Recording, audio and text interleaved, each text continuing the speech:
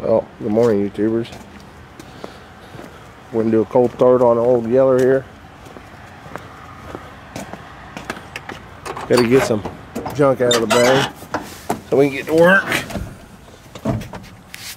This thing ain't been started for a couple, 3, 4, 5 days. Let's see if she starts. It's chilly out, so it may be a pedal pumper.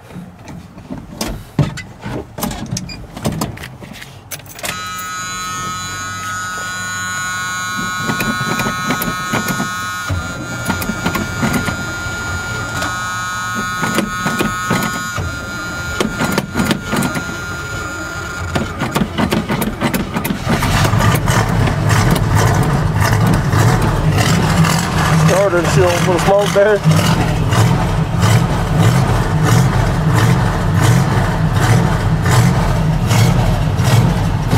Well, let's get this car out of here. So we got some work to do today.